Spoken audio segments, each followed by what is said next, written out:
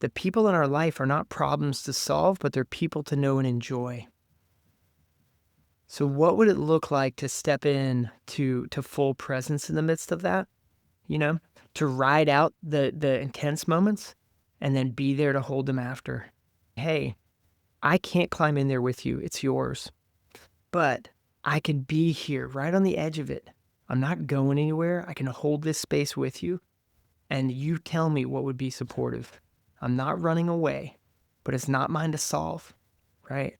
And holding that dynamic tension in our relationship.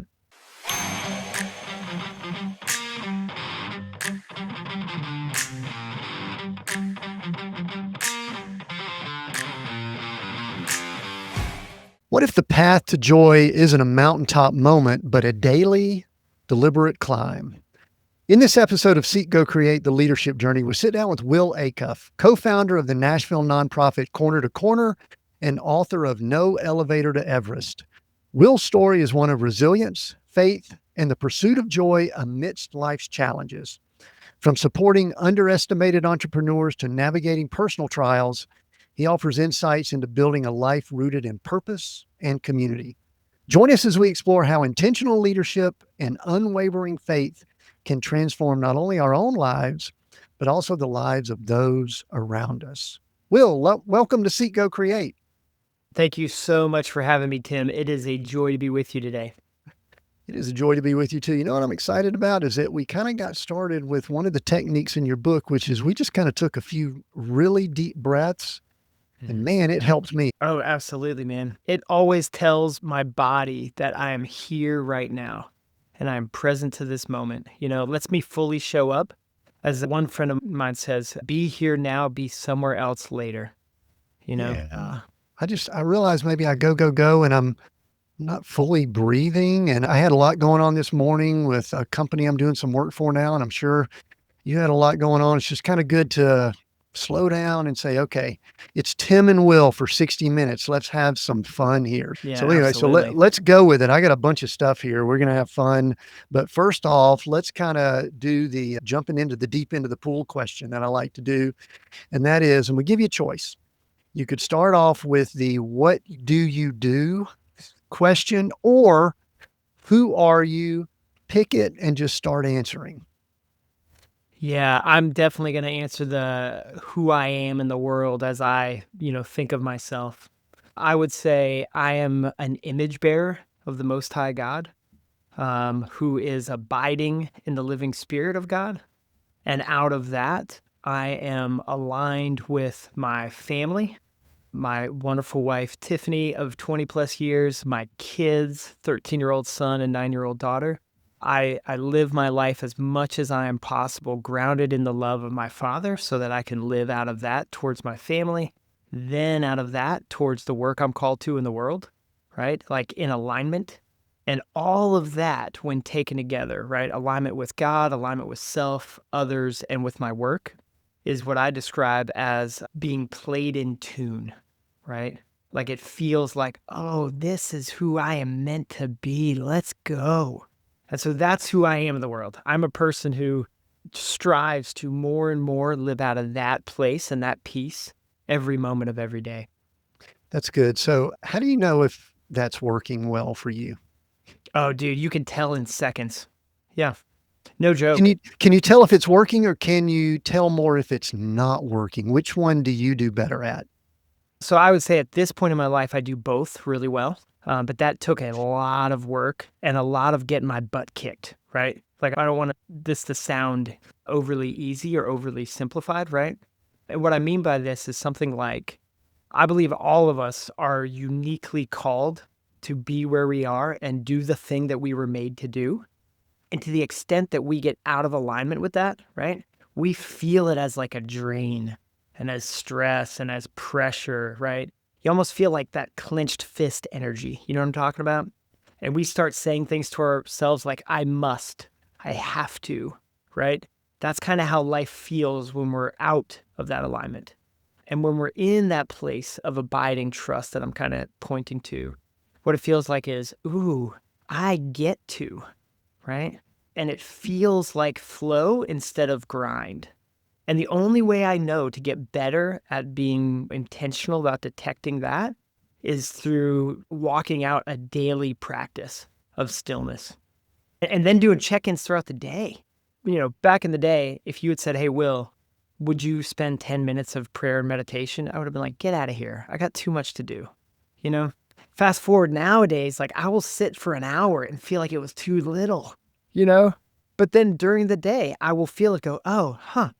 That meeting went a little left when I thought it was going to go a little right. And now I'm feeling this way about it. And I'm starting to tell myself this story. Huh, this feels off. What do I need to know about this? How do I get realigned?" And it happens like that. So people will hear this and they might think that you have mastered this and have it all figured out. No, no, that is not what I'm trying to say. My wife sometimes said, "Your tone makes you seem as if you know it all." I said, I don't know what to do about my tone, man. I don't know how to tone that down. We come Uh-huh. across as that, but how would you, if you go back maybe 10 years, you said you're in the Mm-hmm. mid 40s, go back 10 Mm-hmm. years and give yourself a grade on the description you just gave, and now give yourself a grade now, either on a scale of 1 to 10 or an A, B, C, D, F. Yeah, totally. About 10 years ago in my life, my wife and I were in the journey of parenthood. We adopted our son. And around actually a little over 10 years ago, that was when we realized that our life was taking a different turn. It started with our son not sleeping through the night, not for a couple days, but rather weeks, then months, then years. And that was our introduction to the fact that we were going to be a family that was touched by disability, right?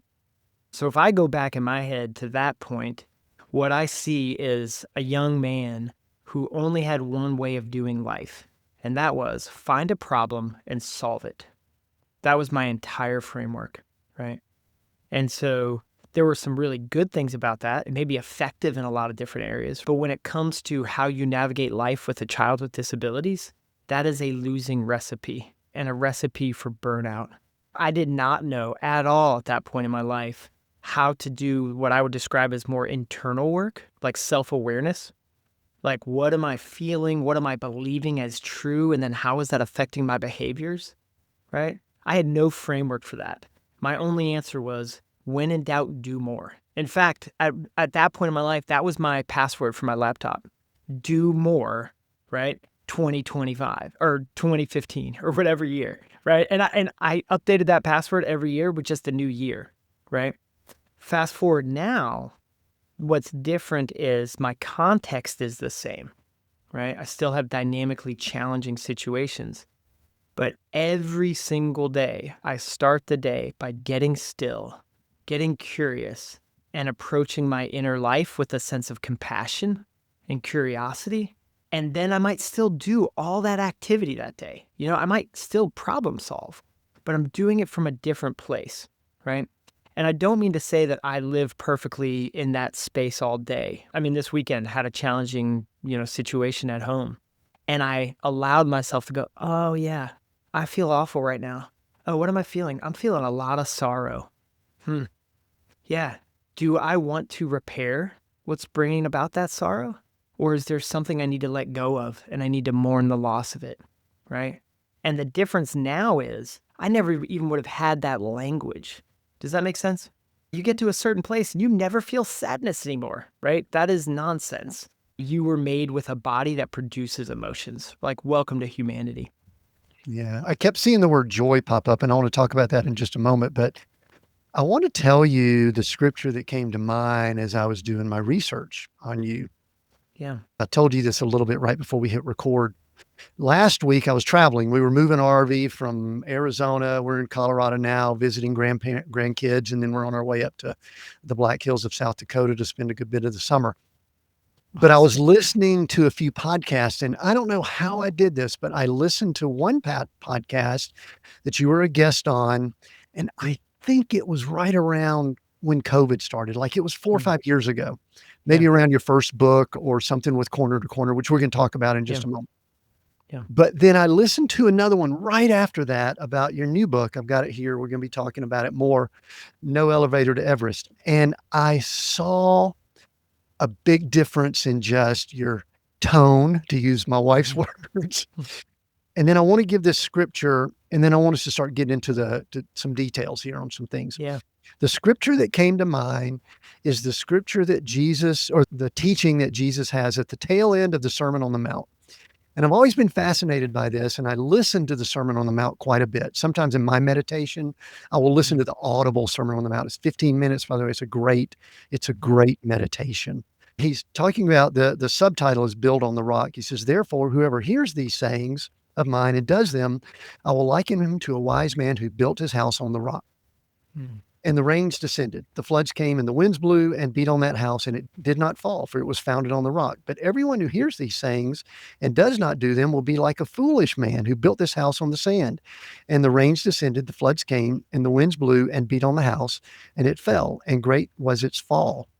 Mhm. Here's what came to me after probably about 100 times of meditating on the Sermon on the Mount. The rains came, the floods came, and the winds came to both people. Yeah. The situations were the same. It was the Mhm. foundation that was different. And to me, Will, that's what jumped out at me about your story. Would that be Thank accurate? you. Yeah, man. Thank you. Yeah, thank you, Tim, so much. That is such a kind word. Yeah, I would say that that is accurate. My story definitely, like, the context of my life hasn't changed, right? In a lot of ways, the rain and the winds, right, still happening. But with the foundation of rest, right? And like rest in the hands of my maker who is doing something beautiful, right? Like there's a certain type of peace that comes with that. Like when you know the foundation isn't going anywhere, right? You can be in the middle of your living room on a big, rainy, blustery day and make yourself a cup of tea, grab a good book. You know what I mean?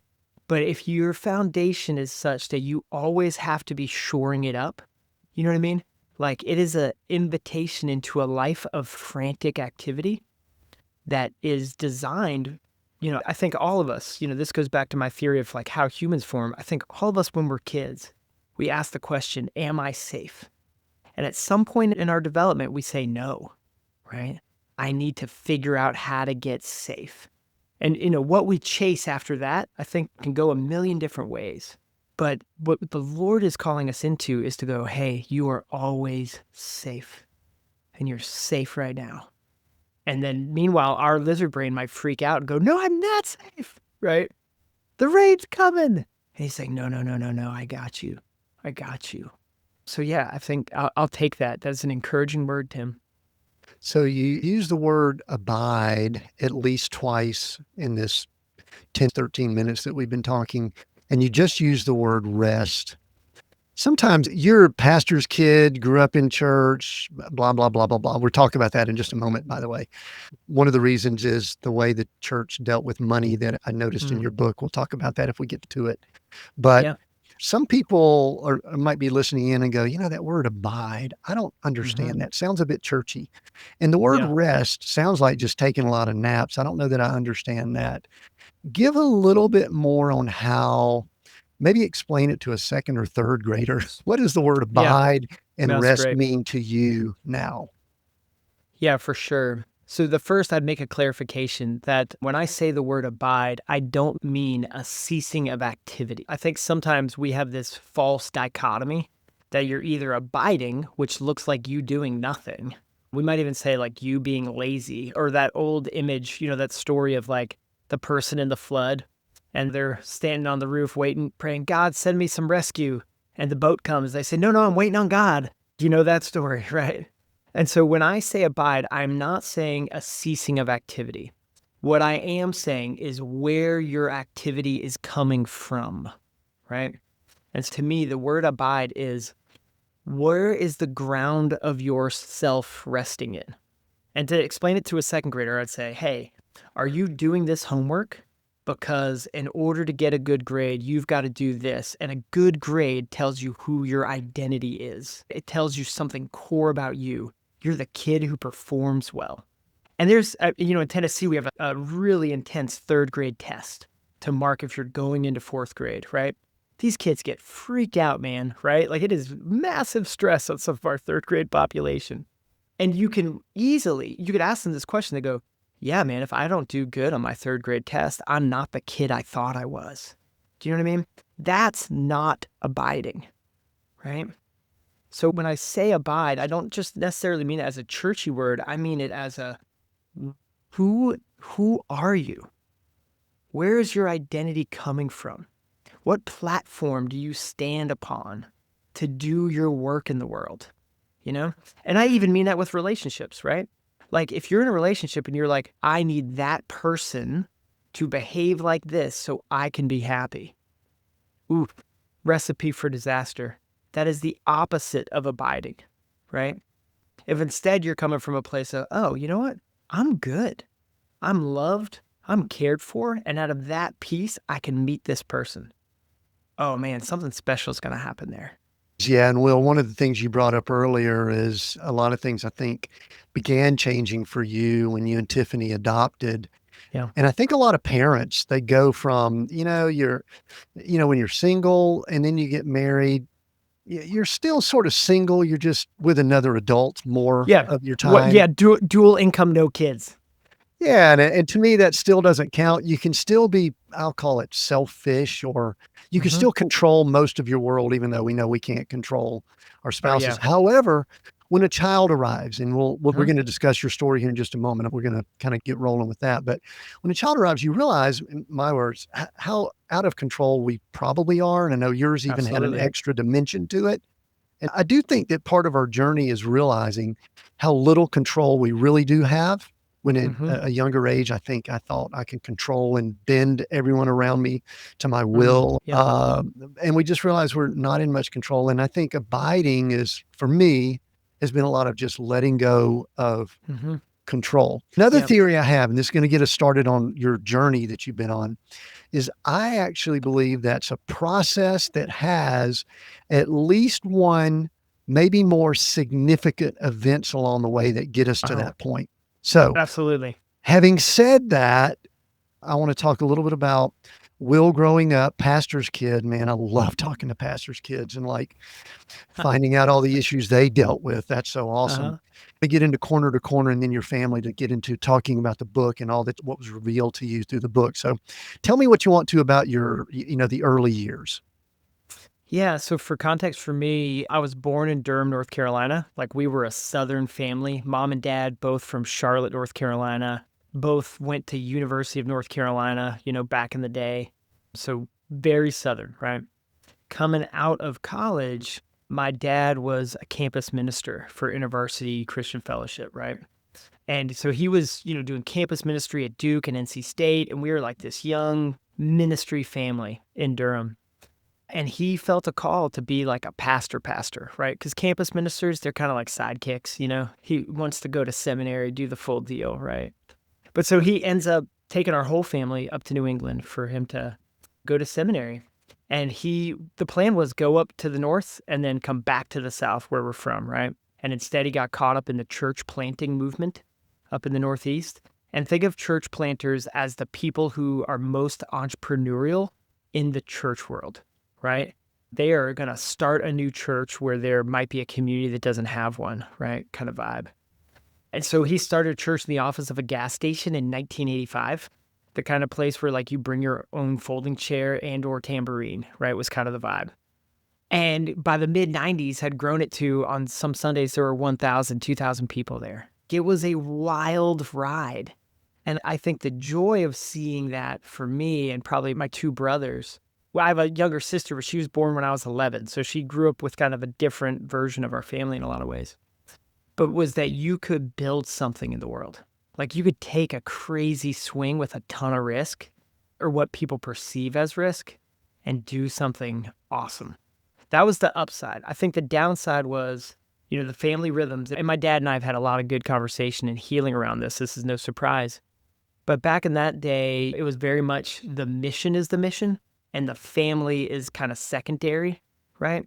And so I think a lot of my childhood, there was a sense of my parents love me and care for me. And also, I better figure it out. And so I think that also helped me and my brothers. We're all entrepreneurial. We've all built stuff and are still building stuff, right? So that was kind of my childhood. And then I felt called to like, I'm going to be a pastor like my dad, my senior year of high school. And so I went to NC State, big, state school, like at that point, like 30,000 students, because I wanted to see what ministry looked like in a large secular environment. It always seemed silly to me to want to be in ministry and then go to a place with only Christians or something. Do you know what I mean? Like this just too much echo chamber for me. And so I go to that college, and instead of being on a path to seminary, I fall in love with being in a rock and roll band. I grew out my hair to my shoulders. Like I'm talking Italian soccer player hair, right? I learned how to be a lead guitarist and a songwriter and all the things. Coming out of college, I put a new band together and we started touring everywhere from the Apollo in Harlem all the way to Dallas Hard Rock and a bunch of crappy bars in between. Our high watermark, I was a big Wilco fan. We got to open up for Wilco once, I was like, I have made it. But what had started off as a sincere expression of my creativity turned into an ego play. Like I'm building the Will kingdom, if you will. And I would have been on that path. Like I would have kept it going. But God got a hold of me through this epidemiologist who was an expert in the AIDS pandemic. This is early 2000s. And this guy made us meet at his house for 6 months to get ready for a trip to Nairobi, right? And so every week we're reading like doctrinal things. We're reading global economic papers, right? What happens if the energy price is pegged at this in North America to sub-Saharan Africa? Like really complicated stuff that I was just like a dumb rock kid. You know what I mean? Like I felt like I was like, what is it? And so I go on this trip and we all split up, right? So we weren't like staying at a hotel downtown kind of vibe. I was staying with this Kenyan family on the edge of one of the worst slums in sub-Saharan Africa, no running water. It's a cliche story, like middle-class white boy has to go to Africa to realize poverty is real, but it is 100% what happened to me.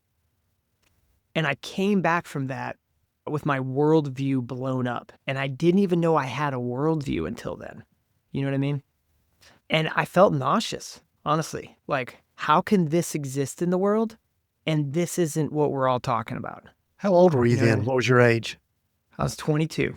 All right. So a couple quick questions before we keep moving forward. Yeah. Was the Rockstar era, we'll use the term era. Sure. How about Rockstar era? Mm-hmm. Was there any rebellion with that, with the way you grew up, or was it just you? Like, I mean, see, I love me some good rock and roll, and we went to the circus last night with our granddaughters, and they lit into some AC/DC, and I'm going, yeah, I really do love me some headbanging Thunderstruck. Yeah. Now, I'm wondering if, growing up in a preacher's kid family, I know there was a lot of religion there, and I'm going to talk about your money tapes, your money stuff here in just a second, but any rebellion at all that you've looked back on and say, you know what, I was just sort of rebelling just to stick it to mom and dad? Honestly, no. My dad had also introduced me to Led Zeppelin and Three Dog Night. That's a good dad. And the Beatles. That's a good dad. Like the Rolling Stones were a bridge too far, I think, for him. He needed a cleaner British invasion. But I mean, it was Jimi Hendrix that made me fall in love with guitar. I was like, if you can make that sound with that thing, I have to learn how to do it. And so, if anything, my parents were very enthusiastic. Like, true story, my senior year of high school, because I was determined to be the best guitar player I knew. Like, I've always been very goal-oriented. And so I spent a winter in Massachusetts where I turned my parents' basement into a Jimi Hendrix shrine. I painted the entire door on the inside to the basement with Jimi Hendrix's face from a cover of an album.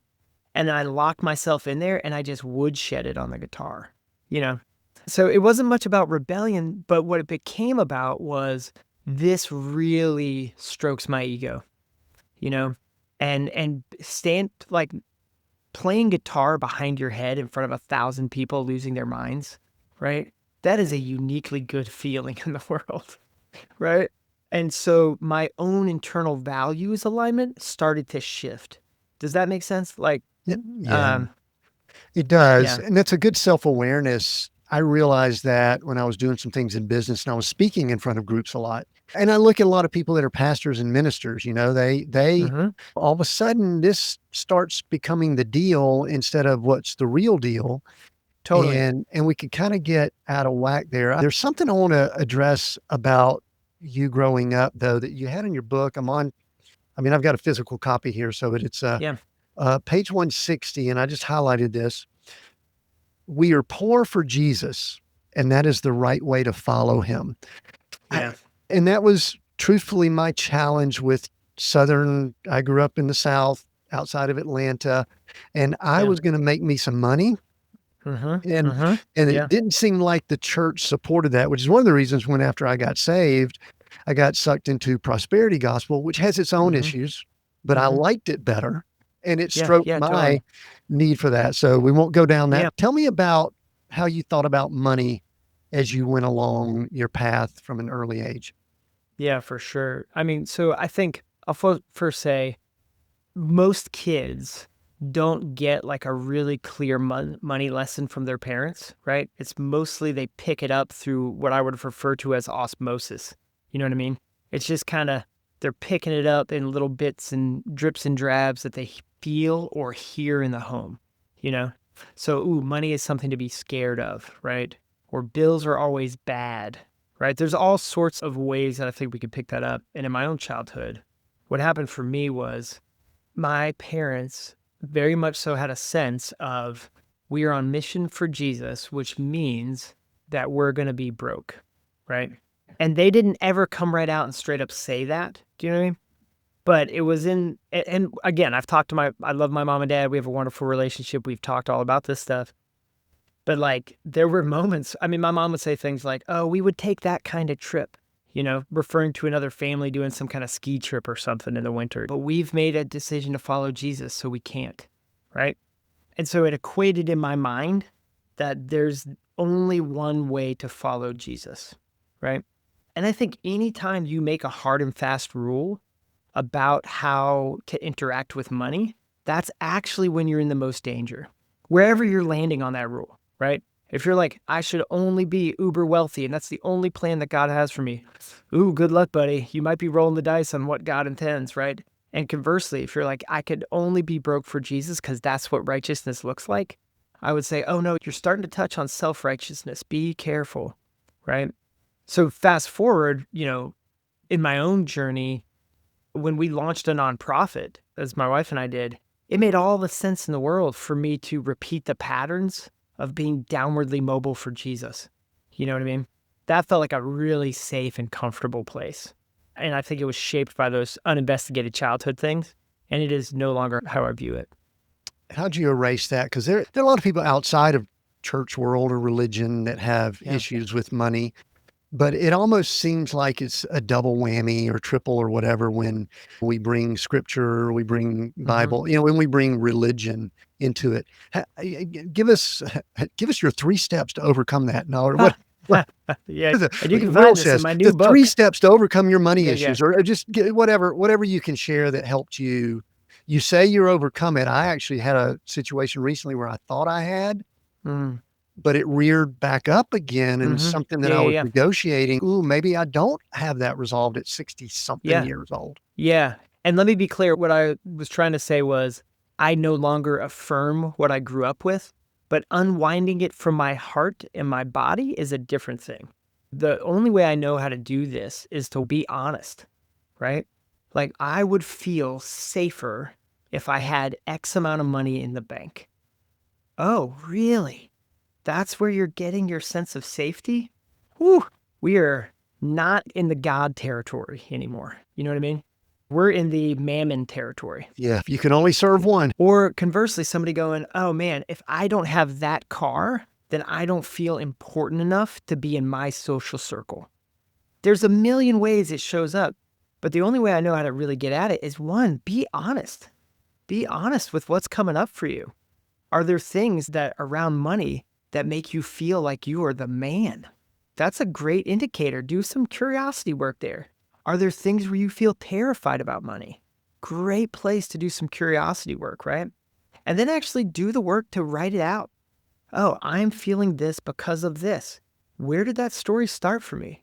Oh, it started because when I saw my dad lose his job, or whatever your story might be, right? And you can't live in our Western culture which is so many ways obsessed, right, with what's going on with financial resources and not have some sort of thing you need to heal, right? And personally, I think that the ultimate place to arrive at is where you go, oh, huh, money is a tool for doing what God has called me to do in the world. Amazing, right? And Eh, if God owns the cattle on 1,000 hills, I don't have to. Like, I can own what he gives me to do with. I know the thing that bothered me as I realized that my mood went up and down based on bank balance. My wife and I, we've been married almost 37 years, been together for 40 plus. Man, And we've had these congratulations. discussions. It's like, yeah, thanks. And we kind of realized it's like, why is our mood this way now versus this? And a lot of it's that I think that tension between, we really are citizens of the kingdom of God, but yet we somehow seem to be living in Babylon. Yeah, And we start doing this Babylonian stuff and mindset. And anyway, that's another topic. yeah, I don't think we'll get to it, but I would really love to know. I know we were kind of going along the path of your journey. I yeah, really want to allow some time because this corner to corner is fascinating to me. yeah, And I think with the people we have, leaders in business and ministry, yeah, I think we'd absolutely. love to hear some things about that. And we're going to, some things going on in your family to kind of get to where what allowed you to write or forced you to write this book, No Elevator to Everest. But tell us about corner to corner. Yeah, so let me pick back up the story here so you get context. Coming back from that trip, right, I would argue that God often gives us the gentle whisper, hey, this is where I want you in your life. And that trip to Nairobi was that gentle whisper, right? But I tuned it out, right? Like a teenager hears a loud thumping in their car, they turn down the volume instead of getting it fixed, right? And often I think the loving sledgehammer comes next, right? For me, my wife and I, when we got married 2004, we had a health crisis on our honeymoon. And I'll just say this, it's never a good sign when your honeymoon ends in the emergency room, right? And it led to like the band thing was gone. The life we thought we were going to build is gone, right? And there were 2 years of really intense suffering, you know, some medical suffering as well as some just who are we without these things, right? Or the path that we thought we were on. And coming out of that, my wife and I, we had this deep sense of, okay, we are more sure than ever that God is real. We're a little more like iffy on like religion, and we're sure that if we're gonna say we follow this Jesus, we better get a theology of neighbor. How do you love neighbor as self, right? Not as like a one-off thing, but as a lived reality every day. And we didn't know how to do it. And so we moved into a historically low income neighborhood in Nashville 18 years ago, right? And this is a neighborhood that has all the stats and all the stories. And we moved in, and my wife got a job working behind bars at the men's prison as a former offender job training specialist. A fancy way of saying she helped people come home to jobs in that tornado of a moment, right? Of coming out of prison and back into the community. And so we started doing life in that neighborhood, oftentimes with guys coming in and out of prison, all that stuff. What we saw over time was there are these incredible people with all these God-given passions, skills, and drive, but don't have a bridge to express that in the marketplace. And so we got really curious about like, what would it look like to create a nonprofit that was kingdom minded, right? Like we're not shy about our faith, but we're focused on economic development. Like we should be the most creative and, to excuse the language, but we should be badasses at economic development, right? And I would argue Christians should be the most highly risk-taking creative beings in the world, right? Because if the story is that we're good, then let's go build some stuff, right? And so we launched Corner to Corner with this vision. Okay, economic development, relationship, kingdom. And what we learned over a few years was that entrepreneurship was the right way to do that for us. And so we started this program that gave underestimated entrepreneurs the tools they needed to plan, start, and grow their own small business, right? Using like the lean canvas model, very popular in kind of business startup communities. Who's your target customer? What problem are you solving for them? What's your financial model that will actually make sense? All the things. And we started holding that at like a local rec center. And we were very iterative. I come from software development as well, like the Kanban, to do, doing, done kind of world. And so we built our nonprofit that way. And I'll never forget, like, we're testing out this entrepreneurial program. And I was like, do we have something here? You're never sure until our first graduation, right? Here we've got 13 of these new entrepreneurs. And one of them is sharing about her business to a crowd of about 40 business leaders. And she was a 13-year-old who came every week with her mom. And she had set the pace for the class. That student who's like, oh man, they're killing it, right? This was her. And she gets up and she shares this vision about how she's creating a line of custom business cards and buttons so that she can get her fellow teenage girls to speak to each other off the internet, right? Every parent in the audience was like, oh my gosh, I want that for my teenager, right? And then she goes, and by the end of Q2, I'm going to sell 100 units. And this business leader here in town in Nashville, she stood up and she goes, I'm buying your first 100 units tonight, darling. And then another business leader stood up and I'm buying your second 100 units. And you visibly saw this girl who was a little nervous talking in front of people. Her shoulders were kind of down. You saw her shoulders go back, her chin come up, and you witnessed the moment that her horizon got larger, right? And I was like, ooh, this is it. And so we went from one site, 13 people. Now, as of this last week, we've now graduated over 1,600 entrepreneurs. Last year, we put 37 million back in the neighborhood economy. And this year, we're on track to clear 40. It has been the joy of my life to see neighbors who are often told, hey, low-income neighbor, the best you get to hope for is stability. To hear instead, no, I believe that you have given to you by God what you need to build something that can turn you into the economic engine of your family and your neighborhood, and you don't have to do it alone. We're going to do it with you. Will, I've got a few questions I want to follow up, but there's one I want to back up.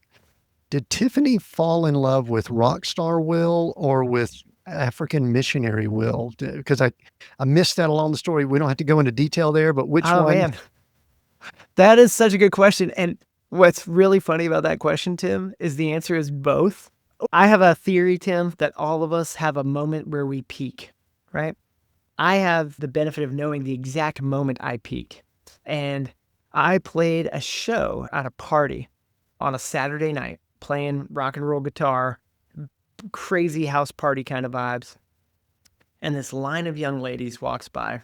And most of them are dressed up super fancy, like really dressed to impress. And that was not my style. And then there's this one beautiful young woman wearing a t-shirt that said Windy Gap, which was a Christian summer camp that my dad used to preach at. And I leaned away from the microphone and I just said, nice shirt. That's all I said. Little did I know that was Tiffany, who would go on to become my wife. But that she walked out of that night going, oh my gosh, that felt nice. Who was that guy? And she couldn't stop thinking about it, right? Well, the next morning, I didn't know. At that point, my parents had moved back to North Carolina, and my dad was a pastor at like a big church there in town. And Tiffany and all of her college roommates went to that church. So the very next Sunday morning, they're doing a slideshow about my trip to Nairobi with the epidemiologist. And I'm on stage playing the grand piano with a song I wrote while a slideshow of my mission trip is up on stage, right? Like, I could not have planned a better A game. Like, slightly dangerous rock and roll guy Saturday night, like songwriter who loves kids, like Sunday morning. And Tiffany would tell you after that, she pursued me until I got the signal. And we've been married over 20 years. I'm a little smitten, truthfully. I mean, that's impressive. The unfortunate thing, though, is that you really, I hate to say this, you can't go higher after that. No, that was it. Everything else. Totally. She caught me in my best 12 hours. Like, that was it. You know what I mean? That's also how many of us men marry way up the food chain when things like that happen. Absolutely. Which is awesome. So one thing that I loved hearing, and I actually saw this, is I think you mentioned you were in software development. I think, are Scrum Master. My wife's a Scrum Master, has done project management. I'm an industrial and systems engineer from Georgia Tech. So kind of wired for process systems. I do coaching leadership teams with strategy and all this kind of stuff. One of the things that I have found Will, and I'll say it and let you comment, is that often nonprofit and church world doesn't accept some of the systems, process, and structures that do work well in, we'll call it Babylon or whatever, business world. Yeah. So give me some pros and cons, some good, the bad, maybe the ugly of that background you have. Fortunately, you were running this ministry, I believe. It wasn't like you were trying to Yeah. plug in to something else, because No. if you plug into something else, buddy, you're the devil. I'm telling you. Oh, yeah, yeah. No, no, no. So talk a little bit about that, because we've got people listening in that they want to take their business skills and apply it in Totally. ministry. And I think Yep. some ministry people want it. Yeah, I mean, my sense is that there's a dynamic tension in any org, but it really comes out in this kind of way, right? Where imagine two banks of a river, okay? On one side, you have all heart, right? I'm just here to love on the people, right? That is it's a whole side of the river, right? We need that bank. And on the other side is the systems and the vision of what this thing could be if it were performing at an efficient level, right? And I think if you walk too far in one direction or the other, you're no longer in the river. The river is the org, and it needs that dynamic tension. And I think sometimes people who get into ministry, they apply a pastoral lens to everything such that hard conversations get harder, and actually having key performance indicators feels like a weapon rather than an invitation for growth. You know what I mean? Whereas in the business world, you're like, okay, well, how did you do? Like you had an event. How many people attended? Oh man, we only got 30. Oh, really? You only got 30? I thought the goal was 75. Yeah, it was, but I guess we just didn't hit it. Like that in the church, we would go all day going, okay, cool, cool, cool, cool. In the business world, we go, okay, so where did it break down? How many invitations? Was it the messaging? Was it the platform you were on? What was the conversion rate per click through? You know what I mean? Like we would know all that stuff. And so for like corner to corner, we have a wait list right now of 3,462 people for this program.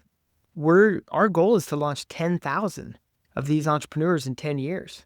And we have heart centered. Like we want to move with neighbor at the speed of relationship, and we want to do it with this view of excellence, and excellence that doesn't crush neighbor, right? There's the dynamic that we talk about this nonstop. What's interesting is I went to Bible school in my early to mid 50s, hung out with a lot of Christians. And I do want to say this. I am a Christian. I love Christians, even though some of the things I say may be harsh against them. So I want to give that No, no, no. disclaimer. But I'll tell Yeah. you, I have found it is easier to bring heart into those very highly efficient and effective business systems than it is to bring those business systems into that heart structure. Oh, absolutely. Yeah. I mean, as a pastor's kid, as someone who went to seminary, I've been an intern at a church. I've worked with a lot of churches. I mean, I have moments, without naming names, where I'll have people like, man, we so want to partner with Corner to Corner. We're so excited. And I'll say, awesome. Here's an outline of the first 2 events we can do. How many, what's the recruitment plan? How do we execute this? And 3 weeks later, somebody's like, hey man, I just don't think we can pull it off right now, or whatever, And you're like, okay, that's sad, and we're still going to go and figure it out, Yeah. So the cool thing, Will, is I'm pretty confident that that first podcast that I listened to was shortly around when Corner to Corner was. I mean, some of these numbers you gave are in that tone of, man, we're rocking, things are awesome. Yeah. Somewhere along the way, some things have kind of come at you. You mentioned the sledgehammer of love or something like that the Lord does. Mm-hmm. That's what I've seen in my life. Mm-hmm. We all know we can do it incrementally and over time and things like that, but usually Mm-hmm. it comes with a catalytic event or a series of events. Yeah. Give us a little background on the family and some of the other things that happened from that Yeah. first podcast episode that I listened to, Yeah. like now in the book. And this will kind of lead us into the last few minutes we've got to talk about the book. Yeah. So what happened essentially was on the outside, like in my work life, things were like, roughly up and to the right. Not, in a perfect line, but directionally correct. But internally at home, both our kids are through domestic adoption. My wife and I were so blessed to grow our family that way. But when my son started on the path of diagnoses and disability and all that, I applied everything I knew how to do, which was do more work and solve this. And there was this doesn't work that way, you know? There's no way for a KPI on this. You know what I mean? I It was like an internal emotional suffering that's hard to quite name, right? And in the face of that, my wife experienced acute clinical depression, right? She was diagnosed with something called complex PTSD, both from kind of some childhood trauma stuff as well as our daily experience. And that meant that there were days where it was hard for her to get out of bed. I should say I've got full permission from her to share here. And so I was trying to solve for my son and solve for my wife, right? And it was not working. My wife was like, hey, she found this amazing trauma therapy place that really helped her, like a retreat center, right? Like an intensive retreat where they take away your phone and no one can use their last names kind of stuff, right? And she's like, you need to go. And I was like, but aren't we therapized enough as a family? Right? Like, never a good sign, by the way, if you're inventing words to debate your spouse, right? And my wife's an Enneagram 8, if you know that world, to challenger role. And she's like, no, you need to go. And so I went, and day one, I was there very much so with a chip on my shoulder, right? Like, I'm here to get tools to help fix my wife. Just so arrogant, right? By the end of day two, I was cracked open, weeping, and knew that I was there for me, right? And what that place started to do for me was give me the tools to compassionately connect with myself, right? And kind of get under the hood of my own heart. But I was coming home. My context was about to get hard again. And so I asked the question, can I turn my own life into a joy lab? I got a notebook and I would write out, here's the experiment for today. This is what joy would feel like. And it led to really practical things like my son with his sleeping challenges. He was sleeping better by this point, but most of his days he would wake up about 5 or 5:30. And I was like, okay, if I don't want to wake up to he would always wake up yelling, Dad, right? And like you want to wake up with a cortisol level, you know what I mean? Like a high cortisol, the stress hormone, that's the way to do it, right? And so I was like, no, if I'm going to enter the day differently and have agency in this, I'm going to set my alarm clock for an hour before that, which means I need to go to bed really early. And oh yeah, I need to move a coffee maker into the bedroom so that I don't wake him up in the kitchen, right? And I built out the place and the space to then get still, right? And then I started experimenting. What would this daily joy look like? And from that experience, I wrote the book, No Elevator to Everest, which the whole idea is, I think so many of us are waiting for our context to change to get better, right? Like I'll be better when X happens in my life, when I get the job I really want, or when my spouse loves me the way I hope they do, right? Or I get the money, right? Like whatever it is. And it is a way to set your entire life up for failure, right? And so like then the challenge becomes, is there a way for me to not live perfectly, but more and more every day to live in this sense of abiding joy, no matter what my context is?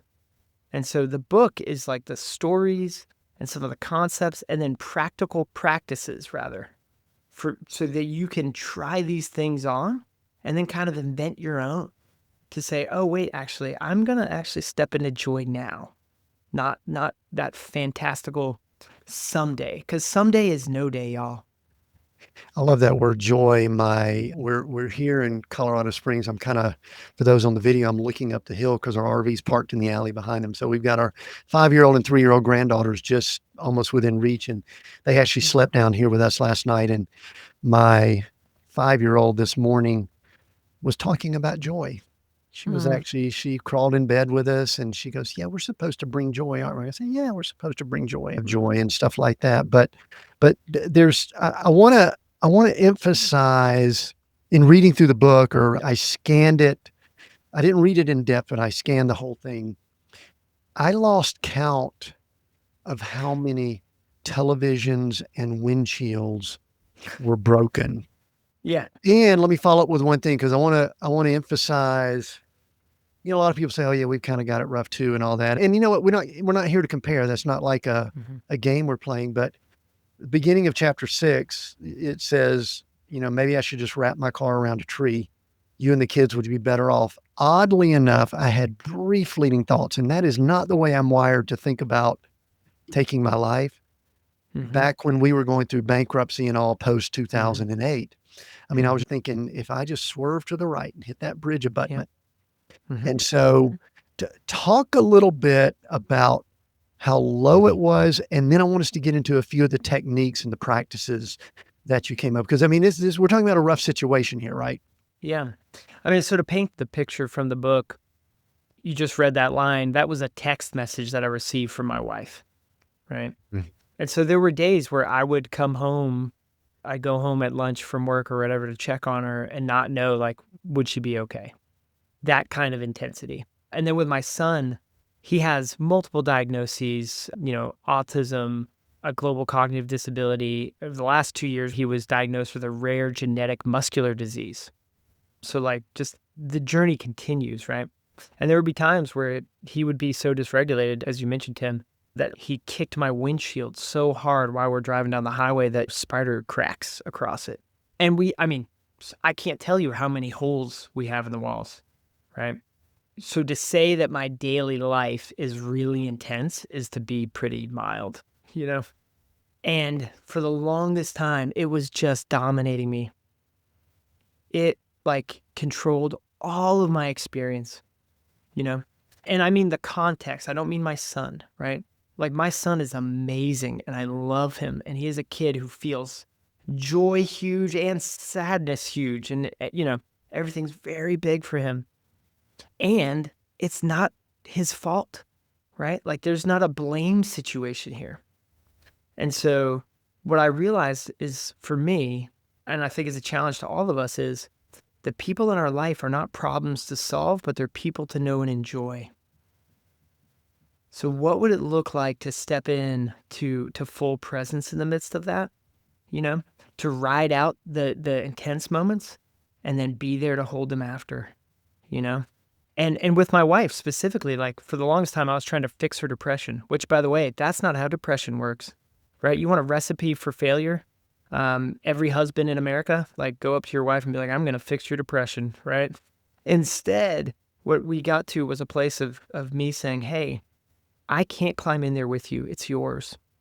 But I can be here right on the edge of it. I'm not going anywhere. I can hold this space with you. And you tell me what would be supportive.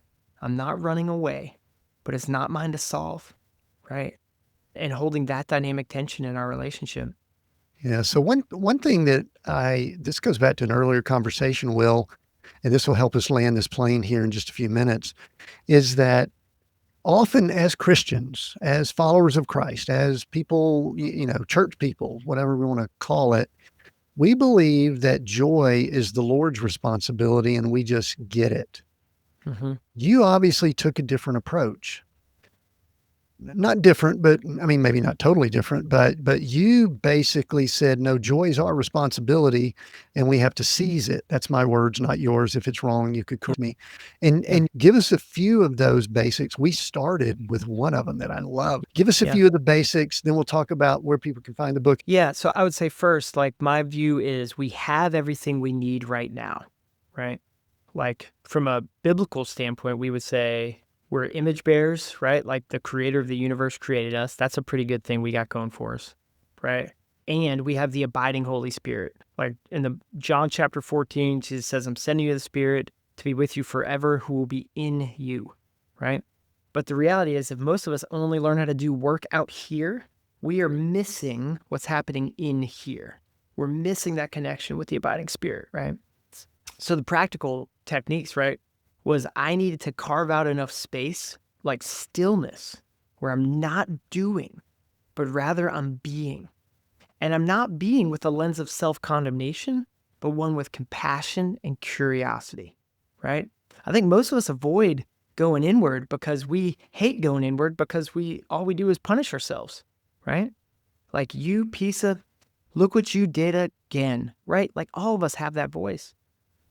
And so practical step was, for me, I needed time in the morning before I engaged with my son, my wife, my work, where I got curious and still. And so this is a practice in the book that we call the emotional trailhead. And just like a trail into a forest, right? It starts with the trailhead. It says, hey, here's the name of this trail. This is where it's going, you know, and often it's like 3 miles in, there's a waterfall, right? But you actually have to walk that out to get to that revelation of seeing that waterfall, right? And most of us wake up in the morning and none of us are neutral, right? We don't wake up neutral. We wake up totally flooded by all sorts of hopes, fears, anxieties. I can't believe she said that to me before bed, right? Like, whatever it is, we wake up that way. And then we just try to go about life. And so the practice is to get still for about 10 minutes. Grab your favorite drink with caffeine. Mine, it's a cup of coffee right by the bed. I get still and I think of my emotions as the landscape, right? And I go, what am I feeling the biggest right now? Oh, and it might be, oh, you know what? I'm feeling fear. Huh. Curious. I wonder what's causing me to feel fear. And let's take it to money. You go, oh man, I actually thought my tax position at the end of this year would be different than it was, right? There's probably some listeners who can relate to that particular fear, right? I go, oh, huh. Yeah, that feels really uncomfortable. What story am I telling myself? Oh, I am telling myself that I'm an idiot for making that mistake. Why am I telling myself that? Oh, you know what? Well, I grew up in a family that said I better perform in order to be okay or in order to get love. Is that what the God of the universe is saying to me right now? No. No. The God of the universe is saying, hey, do you hear the party? The band is warming up, just like the invitation to the prodigal son, right? The party has started and the party's for you. I love you, right? That's what the Spirit is saying to us all the time, right? But as we stay with that trailhead of curiosity, we end up going, 10 minutes, and you go, oh man, I am believing the lie that this tax thing is the biggest thing going in my life. Whew, Lord, would you help me to release this fear and step into the day differently? And man, it's 10 minutes. And at first it might feel hard or awkward, or you might even have a hard time naming your emotions. But you work that out for a couple weeks in a row, right? And I promise you, you will be a different human. You know, the cool thing is we're sitting here telling people to be still and breathe. Yeah. This is advanced stuff, right? I mean, come on, just be still and breathe. Come on. Will, where can people find you and the book? I'm sure Amazon and stuff like that. I've got a copy of it here. Do that. And I Yeah. might let you say one more thing before we wrap up here, but Yeah. where can they connect with you? Yeah. So on Instagram, it's Will Joy Acuff, all one word, no underscores. And then you can go to noelevatortoeverest.com. You can sign up there for my Substack and get like a free kind of guide on some of the practices. And then, of course, Amazon's huge, guys. I'm all for supporting local bookstores, but also buy it on Amazon and leave a review. That's how people are finding out about the book. Excellent. Any other quick, just Holy Spirit led encouragement for someone who might be going through struggles? Anything else, Will, before we wrap up and finish? Yeah, I would just, anybody who feels utterly stuck right now, I would just encourage them to tell somebody that they love, that they feel that way, and ask that person to pray with them. Start there. Sometimes when we are totally stuck, that's the best thing we can do, is be honest with someone who loves us. That's good. Will Acuff, thank you so much.